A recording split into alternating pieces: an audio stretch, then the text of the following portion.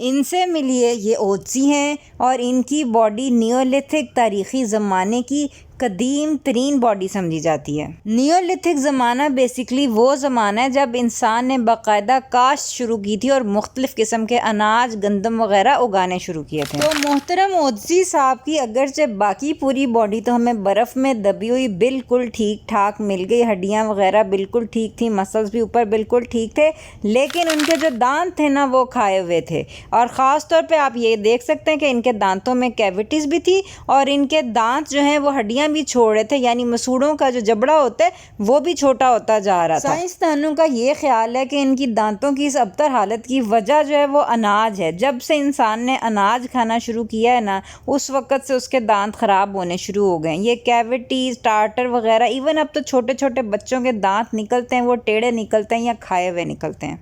अस्सलाम वालेकुम वरहमतुल्लाहि वबरकातुहू। हीलिंग हिजामा क्लिनिक से मैं डॉक्टर असमा महमूद और आज मैं आपके साथ 3 साइंटिफिकली प्रूवन ऐसी बातें शेयर करूंगी कि जिसको अपनाने के बाद आपकी जान छूट जाएगी डेंटिस्ट से और आपकी स्माइल ऐसी होगी कि हर कोई उसकी तस्वीर खींचना चाहेगा। अच्छा, ये जो है ना खुबानियाँ हैं और इसके अंदर एक बीज होता है जिसको हम बादाम कहते हैं, ठीक है। उसको आपने ज़ाया नहीं करना। ये मैं आपको ना खोल के दिखाती हूँ। बिस्मिल्लाह। ये देखें, ये जो है ना, ये मैंने खुबानी खाई है और ये अंदर से ना इसका बादाम या बीज निकले।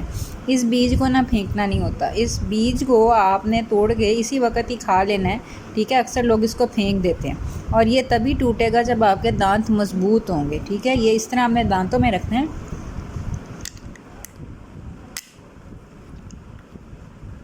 और ये आप देख सकते हैं कि ये बादाम जो है ना ये टूट गया और ये बादाम जो है ना ये आपने ज़रूर खाना है। और जो लोग ग्रेन फ्री हैं या कीटो कर रहे हैं उनके दांत इसी तरह मजबूत होते हैं, ठीक है। अगर आप मज़ीद दांतों का ख्याल रखना चाहते हैं तो ये मैंने ना कोकोनट ऑयल जो है, इससे ऑयल पुलिंग जो है ये भी सिखाई हुई है।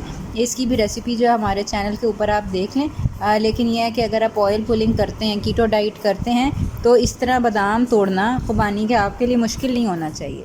कीटो डाइट आप कर रहे हैं या नहीं कर रहे ये एक मसला है, लेकिन ये कि इस चीज़ पे बड़ी रिसर्च हो चुकी हुई है कि ग्रेन्स को अगर आप छोड़ दें, अनाज छोड़ दें, तो उसके क्या क्या फ़वायदे हैं दांतों के ऊपर। ये छोटे बच्चों के ऊपर रिसर्च की उन्होंने। आधे बच्चों को उन्होंने विटामिन डी सप्लीमेंट किया। जिनको विटामिन डी सप्लीमेंट किया उनके दांत बेहतर हो गए, उनके अंदर कैविटीज़ कम हो गई, टार्टर बिल्डअप कम हो गया। लेकिन जो दूसरा ग्रुप था उनको, उस बच्चों को उन्होंने विटामिन डी भी दिया और साथ उनको ग्रेन फ्री कर दिया। ये जो सुबह सुबह बच्चे सीरियल्स खाते हैं ना, जिसको हम सिरेलैक कहते हैं या आपके कॉर्नफ्लेक्स होते हैं, ये उन्होंने बंद करके तो उनका ग्रेन फ्री उनको किया। जिनको उन्होंने विटामिन डी दिया और ग्रेन फ्री किया उनके दांतों का रिज़ल्ट सबसे बेहतरीन था। उनके अंदर बिल्कुल कैविटीज़ नहीं थी, यहाँ तक कि जो कैविटीज़ बनी हुई थी वो ठीक होना शुरू हो गई।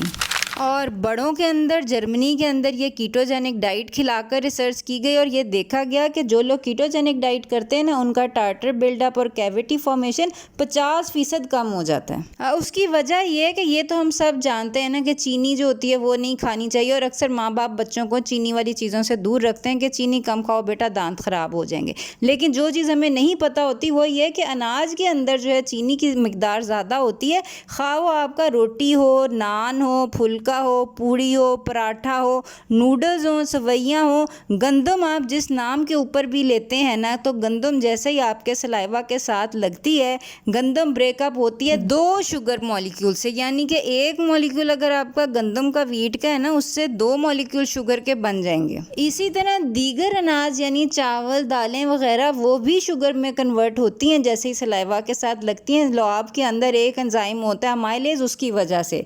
लेकिन दुनिया के अंदर तमाम अनाज, जितना भी अनाज है ना, उसके अंदर से सबसे ज़्यादा हाईएस्ट ग्लाइसेमिक इंडेक्स अनाज वीट है, यानी कि गंदम। इसके अलावा ग्रेन्स या अनाज के अंदर फाइटिक एसिड होता है। फाइटिक एसिड भी आपके दांतों को ख़राब करता है। यानी कि अगर आप दीगर अनाज नहीं भी छोड़ सकते ना, तो कम से कम ये जो हाईएस्ट ग्लाइसेमिक इंडेक्स अनाज है यानी कि गंदम छोड़ दें तो उससे भी आपको फ़ायदा होगा। और ये बातें जो मैं बता रही हूँ ये जदीद साइंसी खोज नहीं है। आप क्लास 5-6 की किताब खोल के देख लें तो आपको नज़र आ जाएगा कि कॉम्प्लेक्स कॉम्प्लेक्स कार्बोहाइड्रेट्स जो अनाज के अंदर होते हैं वो जैसे ही सलाइवा के साथ लगते हैं तो सलाइवा में मौजूद अमाइलेज उनको चीनियों में चेंज कर देते हैं। तो अब सवाल ये उठता है कि अगर हम अनाज ना खाएं या कम कर दें तो फिर हम क्या खाएं?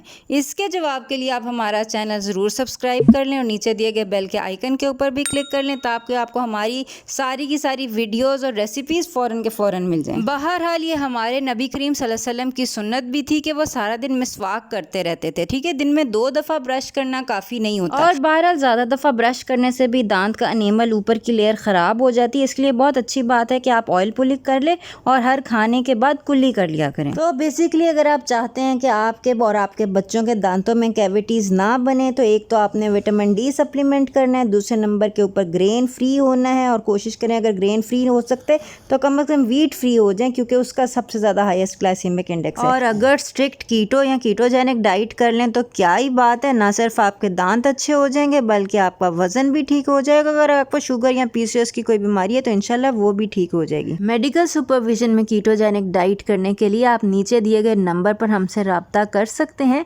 तो अपना ख्याल रखिएगा, आइंदा मुलाकात होती है। अस्सलाम वालेकुम व रहमतुल्लाहि व बरकातुहू।